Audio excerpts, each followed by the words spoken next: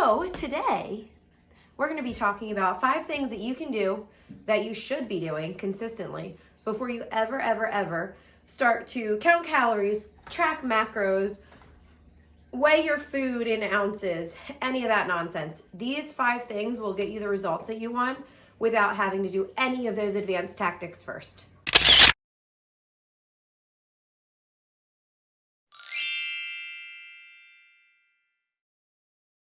So here's 5 things that we should be doing consistently before you ever start to think about more advanced nutritional guidelines, like counting macros or counting your calories. All of these things are going to lead to results, and they're super important to build a foundation for long-term lasting success. People can lose weight quickly and feel really good, but the tendency is to get in these yo-yos of like looking for instant gratification, trying some extreme method, losing a little bit of weight, and then gaining back more. If that applies to you, here's some things you might want to look at. Rule number 1, eat real food. There are so many things that are marketed now as healthy or health foods or low fat or low carb.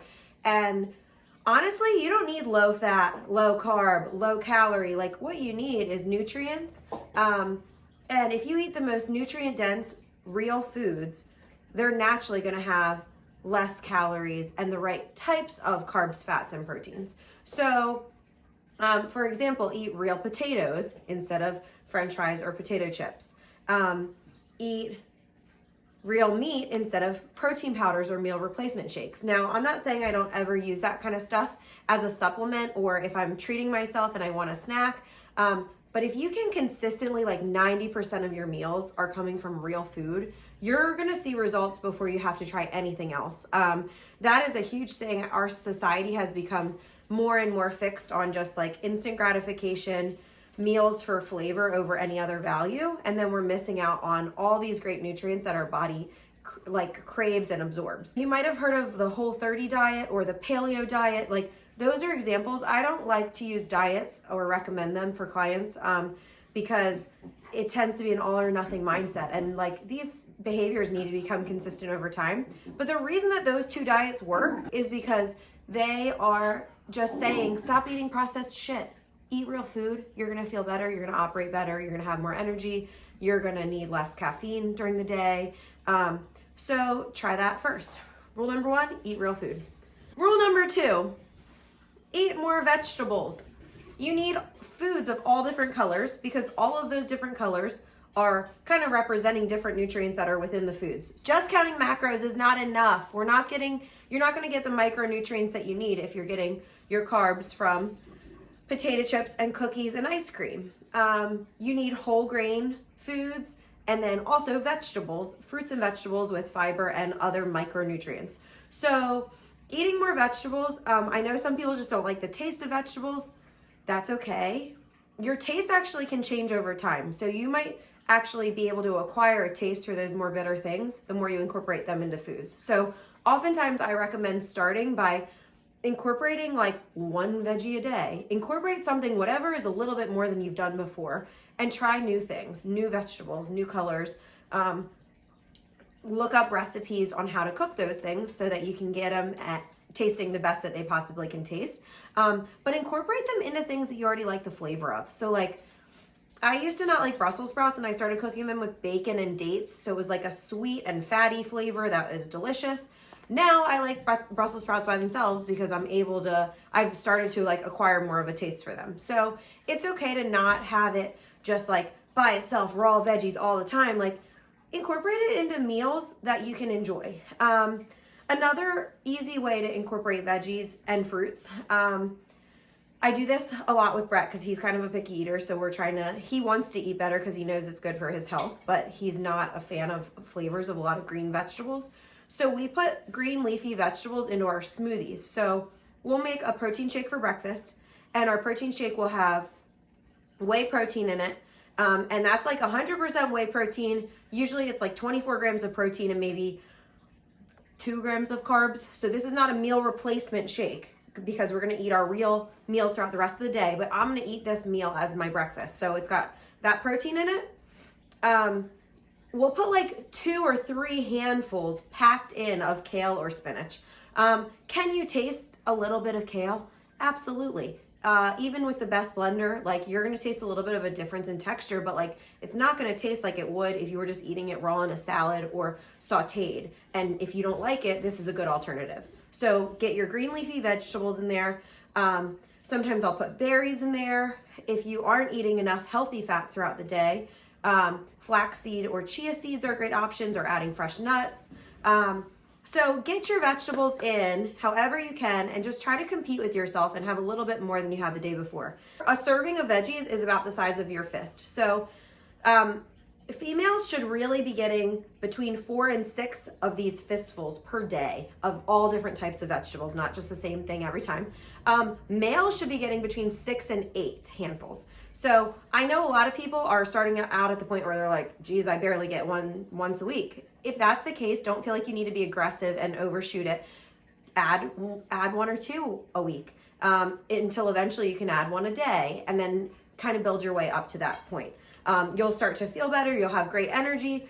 If you need a motivator, write down how you feel after you ate a healthy meal. Guarantee you're going to have more energy and feel great and feel light and have better digestive systems versus like the sluggishness we feel when we eat like crap. Number 3, eat more lean protein. Proteins and amino acids are the building block for like everything in our body. So it's very important. This can be especially difficult for some of my vegetarian or vegan clients. So if you are able to eat meat, a serving of a protein is like the size of our fist. So we're going to use this kind of like we did with the veggies. Females, let's aim for 4 to 6 of these a day. Males, 6 to 8. And depending on your size, or if your goal is to gain weight or muscle, you may end up needing more. The hard part is that we eat so many processed meats that have all different junk thrown in them or are super high in fat. So when I say lean meats, I mean chicken, turkey, tuna fish, any canned fish really, like sardines. Some people might not like them, but that's a really affordable option for a high protein food. Eggs are a balanced source of amino acids. Steak. So there was like a stigma around red meat for a while. Red meat is not bad for you. You want to just look at how it's grown and if it's grass fed. If we're starting by not eating any lean meats and you're just eating bacon, sausage, and lunch meat all the time, red meat is not bad for you. Red meat actually has creatine, it has CLAs, it has some stuff that other meats don't have from a health standpoint. Ideally, you'll get grass-fed natural meat, and then you're gonna get the best nutrients from that. Again, if we're moving over from mostly packaged foods to just eating more real food, you're gonna see value in that before having to worry about anything else. Number 4, drink more water. Drink more water. You can always drink more water. Water gives you energy. It makes you feel good. It helps your digestive system and makes everything flow properly. It helps your electrolyte balance. It helps your brain. It helps everything. I try to recommend like half of your body weight in ounces. So right now, at this stage in my pregnancy, I'm about 140 pounds. What's that? 70? That's 70 ounces of water. What I do is I carry around my 25-ounce water bottle, and I'll try to drink like 3 or 4 of those a day. If I can drink 3 of my 25-ounce water bottles full, I know I'm good. Where it gets tricky is if we start to fill up on things that are sugary drinks or processed drinks or caffeinated drinks, like tea. Green tea can have really great antioxidant benefits for you, but it's also, a lot of teas can be diuretics. So for every cup of like tea or coffee you have, you actually need to add another cup of water. So you might fill up on that before filling up on water and then feel like you don't need it, but in reality you're dehydrated. A good way to add water in is to set like task related goals. So when I wake up in the morning, I have a glass of water. That is a good way to wake up and feel energized because I've just been sleeping and you don't drink for that entire time you're sleeping. So it helps give you a little bit of energy, but boom, knocked out a glass of water as soon as I wake up. Another one is like before and after my workout or before every meal. If you can create a system like that, then it won't just like slide by as you go on throughout your day. Another tip, like I know a lot of trainers have their clients carry around a gallon of water. It might look ridiculous, but if it's right there in front of you, you're gonna be more likely to drink it because it's available. So drink more water. Number 5, very important, very, very important in improving your health and seeing better results before worrying about anything else, is getting more sleep and better quality sleep. We are a highly stimulated society. We have our cell phones all the time, we have computers, we have TVs, we have screens everywhere around us. If we don't know something, I can't let it go. I have to look it up right away. So our screens are always attached to us. There's actually electronic fields that are going from your screens into your brain, effing with your circadian rhythm. There's 2 types of UV rays. One of them is bad for your eyes. The other one is actually great because it helps you regulate your circadian rhythm. So you want to get sun time, and then you want to wind down technology and stimulants as you get later in the day. So like no screen time if you can help it within a couple hours of sleeping, and even bright lights. Like you've seen a lot of the salt lights out there, the Himalayan like pink salt lights. Those are good because it's a like low red glow as opposed to the bright blue lights. It actually helps so that it's not keeping you in your like awake state. Coffee, caffeine. Some people, I'm hypersensitive to caffeine and I'm pretty high energy anyway.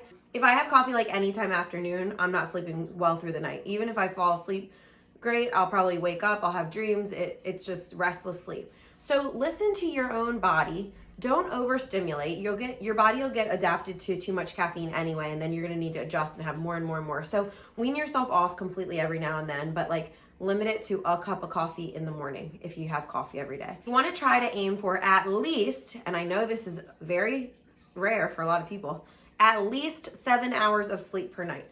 If you are not getting this, your hormones probably aren't regulating properly. You're probably gonna crave junk food more. You're not gonna know when you're full because your body is all out of whack with the signals that it's sending your brain.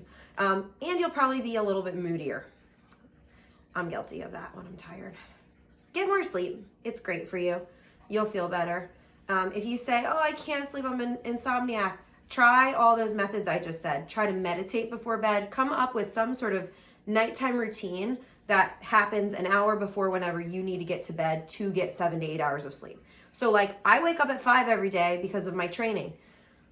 I need to go to bed earlier than a lot of people. That's okay, but like I need to create that time for myself to have some sort of like wind down routine in order to get that amount of sleep versus just saying, oh, I have to wake up early. I can't get 7 hours of sleep.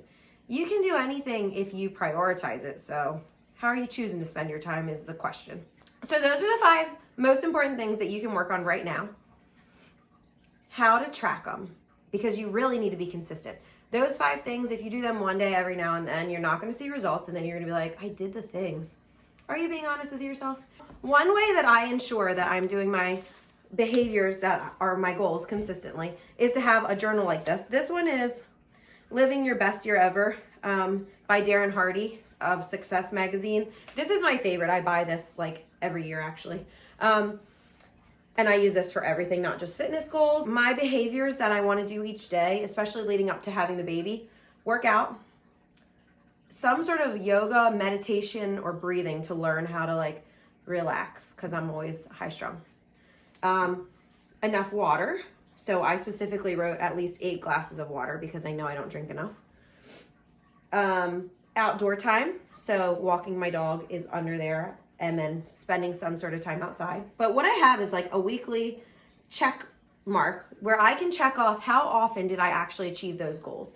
Because just saying like, oh, I know I need to drink more water isn't gonna do it. If you can hold yourself accountable with some sort of system, and it doesn't need to be this notebook, make your own notebook like this. Get a journal at Marshall's for $5 and write down every day whatever those most important behaviors are for you. And if it's a weight loss or health related goal, I would start with those 5 things that we just talked about.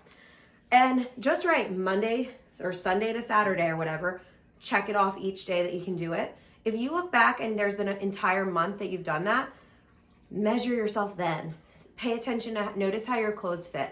Notice how your energy feels. I guarantee you're gonna start to see results. Consistency is number 1. That's more important. Being consistent with all these little things that are like basic health tips is way more important than following some diet stringently 100% for 3 weeks and then crashing and feeling terrible about yourself and having guilt. Like, let's learn to build the foundation so that then you can start to learn more advanced tactics to build muscle or lose fat or develop certain body parts, that sort of thing. Like, for now, focus on the basics. You're going to feel better. And then at that point, the results are going to be a byproduct of it, and you're going to look better too. I hope all that helps. If you liked this video, please give it a thumbs up, subscribe below, and share with your friends. I'm going to keep these videos coming with tips and also with some full workouts. So keep an eye out.